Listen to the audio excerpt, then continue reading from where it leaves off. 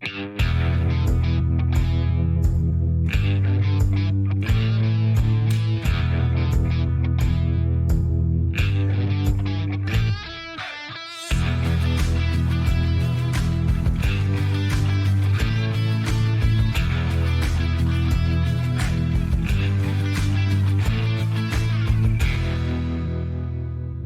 like them apples. Hello, today I want to show you my spoon plugging boat. I want to walk you through some of the repairs I had to make to the boat after I bought it, some of the modifications, updates I've done, some of the equipment that I have on the boat, as well as choices for transducer, my chart plotters, and those types of items, as well as the fishing rods I use for trolling, for spoon plugging. This boat is a 1990 Lund 16 pike special. It's, I guess, a Rebel special. It's aluminum with carpet, and it's got a live well, and it's got some storage, and I want to walk you through all those features, so stay tuned. This boat, when I bought it, used to hold about 5 inches of water almost immediately. It had a lot of loose rivets in it. It's an old boat, and what I ended up doing is removing the floor, pulling some of the insulation out so I can access the rivets, and I found the loose rivets, and I strapped the boat to the trailer without a floor, and I took it to my local lake, and I backed the trailer down the boat ramp and looked for where water was seeping in, since without a floor, without any. Then I was able to mark them with a Sharpie, and then I tightened up just snugged up the rivets, and it stopped the leaks. But when I put everything back together, I went ahead and recarpeted the boat, added new carpet, and then I raised the deck. Just like the 2020 models, I added some storage up front, some bow storage. And in here I've got first aid kit. I use my rear anchor. So I've got the front anchor, but then I use the rear anchor. I've got a dry box in here. So I put wallet and things like that in there when I'm on the water. Keys, I don't want to lose them. These are for my microphones. I've got my camera mounts, some extra rod holders. I got another camera mount in there, another floating camera.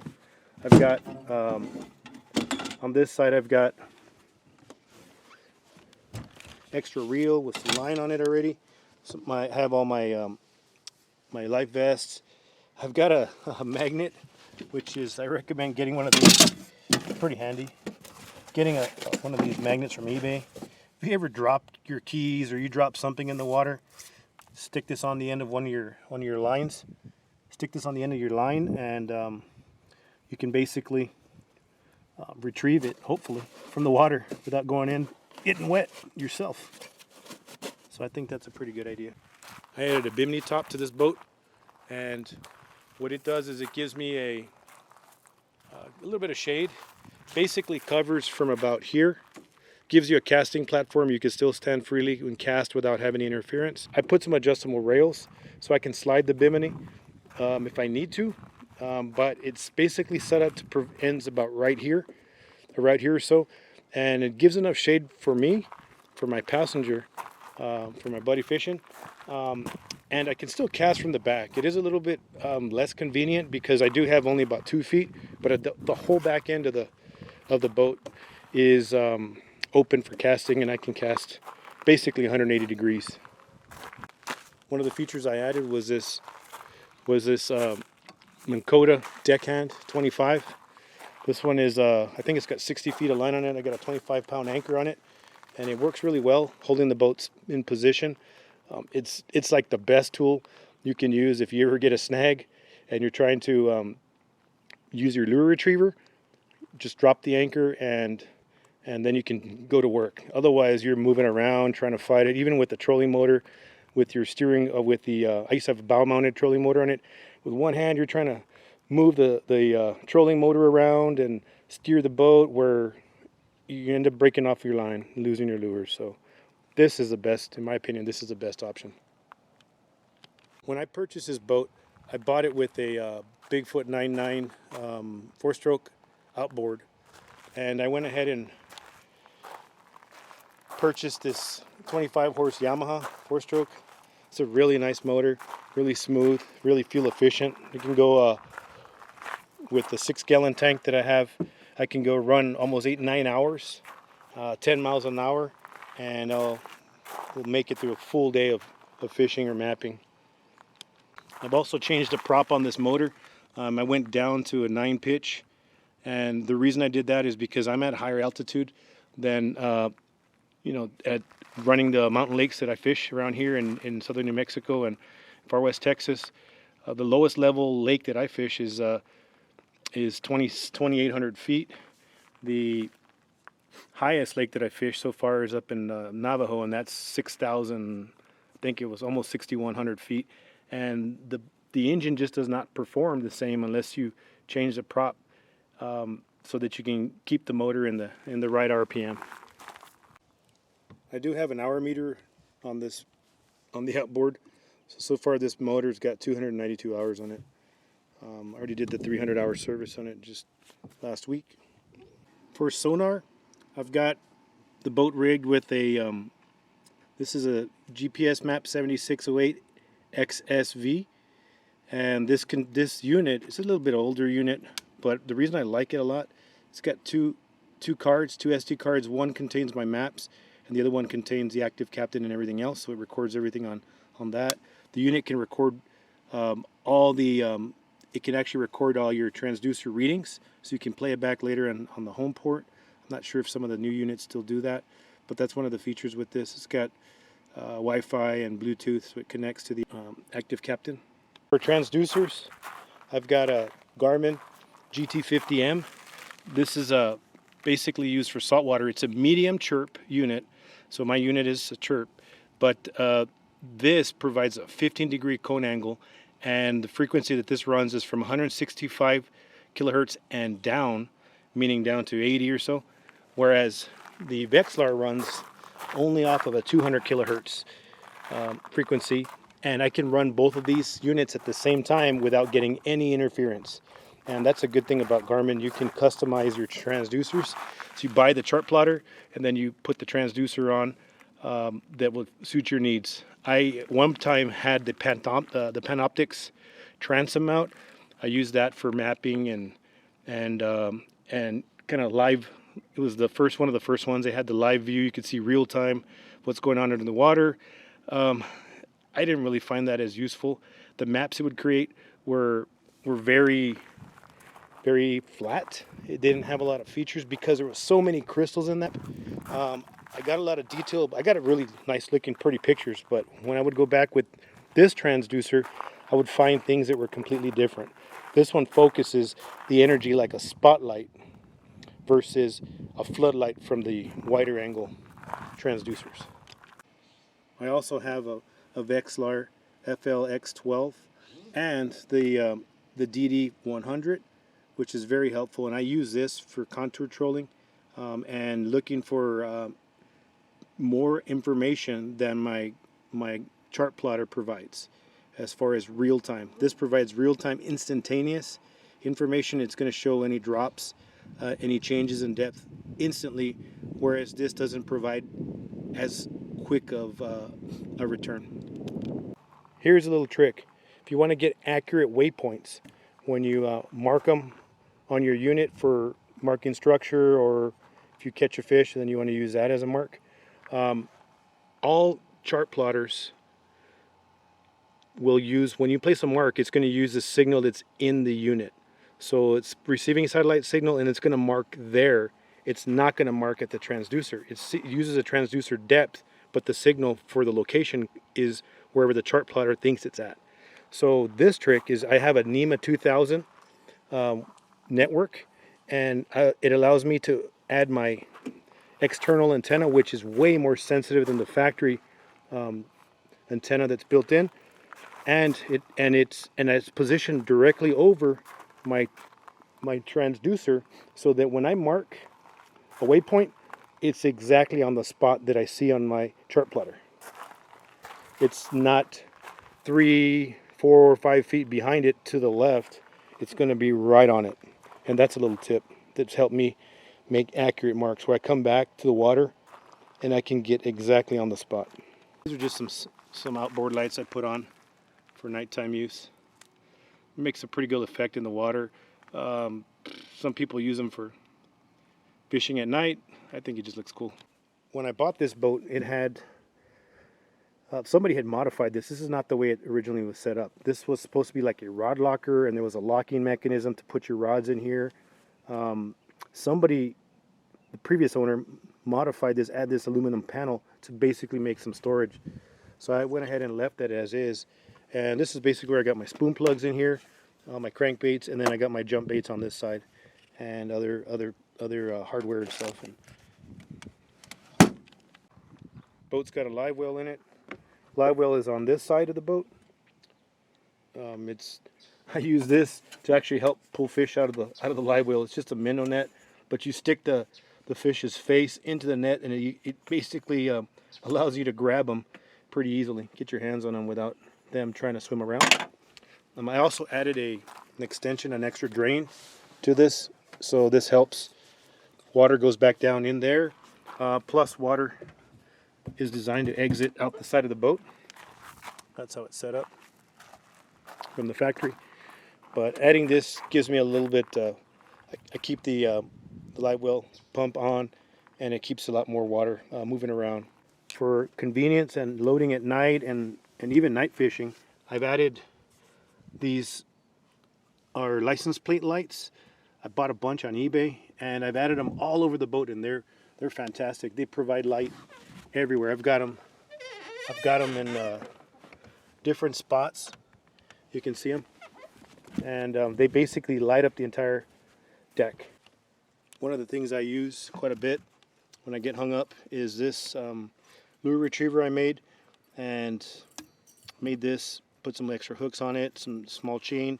Saved me quite a bit of money retrieving my lures, my spoon plugs that are stuck at the bottom, down on some, usually it's bushes or branches or mesquite, and I pull up right on top of them, drop the anchor so the boat's not moving around, and then I can usually quickly retrieve the snag lure with this. This is an Exide Megacycle AGM battery.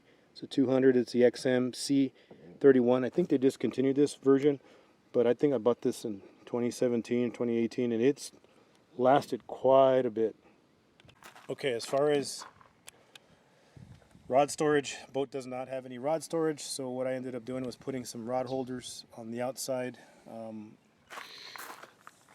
So they've got the locking feature so they don't bounce around and fall off when I'm on the road. I do carry 4 spoon plug-in rods for trolling. 3 of them have no bow mono on them, and one of them has has wire on it, wire line.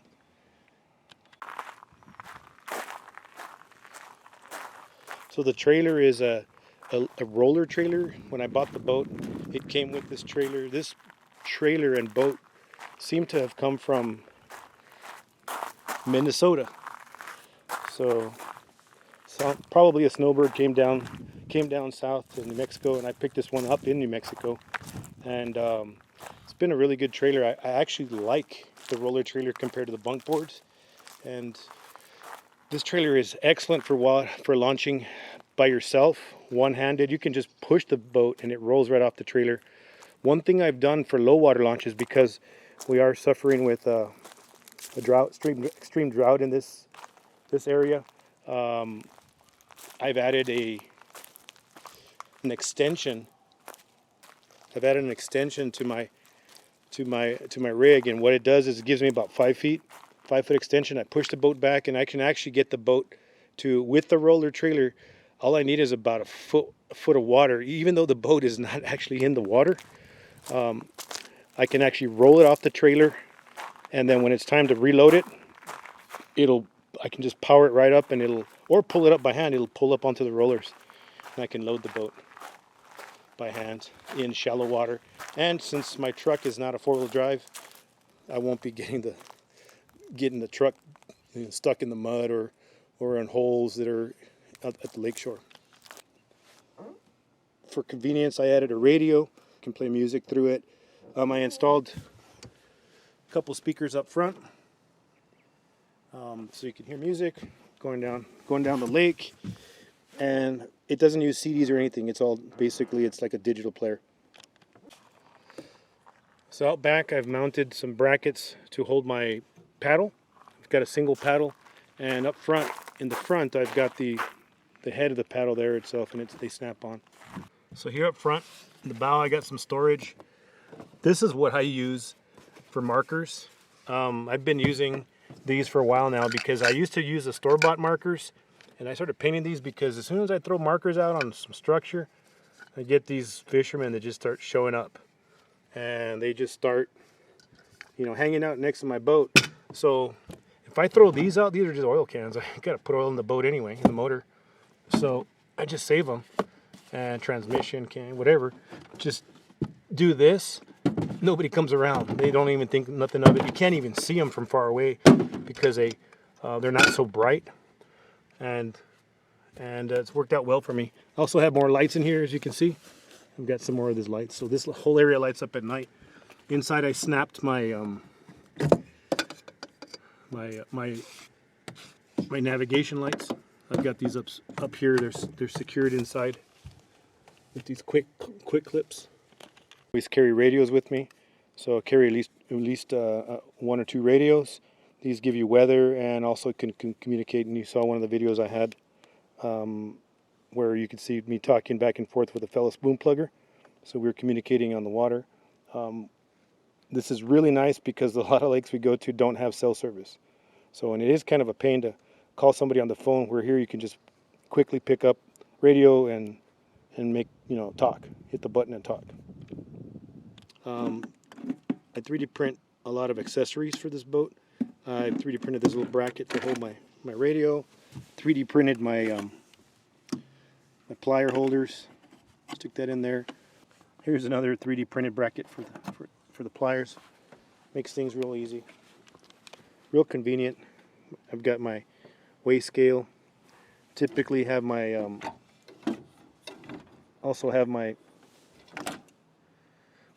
fish counter here.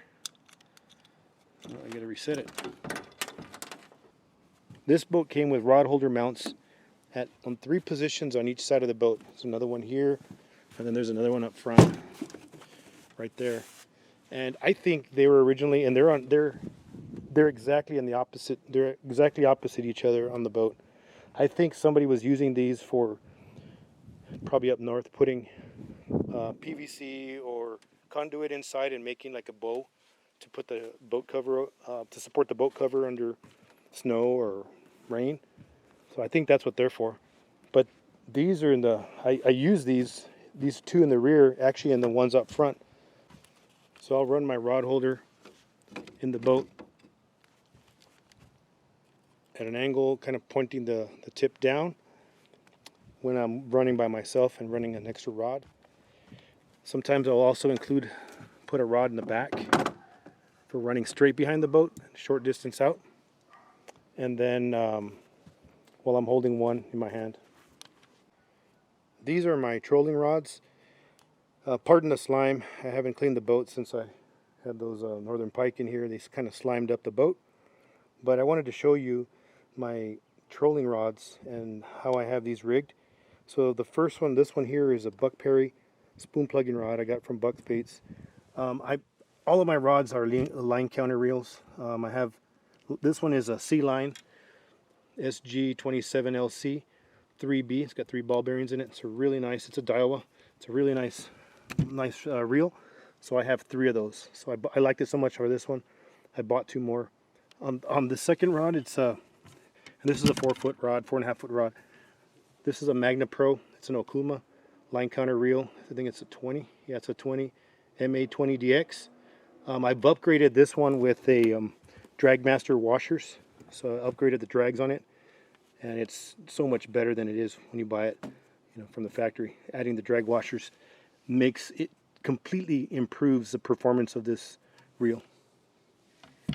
And these rods are Shakespeare Ugly Stick, big water. I'm not sure if they still make them anymore. It's a 5'6", medium heavy. It uses 15 to 25 pound line, 3/4 to 3 ounce lure. And what I've done with this rod, I have 2 of them. I have 2 big waters, and these had a really long handle. I think they were another 6 inches long. They're kind of awkward in the boat, in such a small boat. So I hacked off 6 inches, and now it's not too bad. It's pretty close to the Buck Perry rod. I did the same with the other one, and I also bought a sturdy stick from Shakespeare, and this one it's a 5'6" rod. It says it's a medium light because this is kind of a saltwater rod, and it uses 10 to 25 pound line. This one I did the same thing. I cut off 6 inches off the back. This one's set up with wire. The other 3 are set up with Buck Perry no bow mono, 17 pound, and I believe this wire is also 17 pound. Well, I hope you liked the tour of my spoon plug-in boat. I hope you found some information useful during this video, and I am hoping it also inspires you to either buy a boat of your own, go spoon plug-in, or to modify yours. If you have any questions about any of the equipment I've used on my boat, please reach out to me in the comments below. Thanks for watching. Like, share, subscribe, and most of all, go fishing.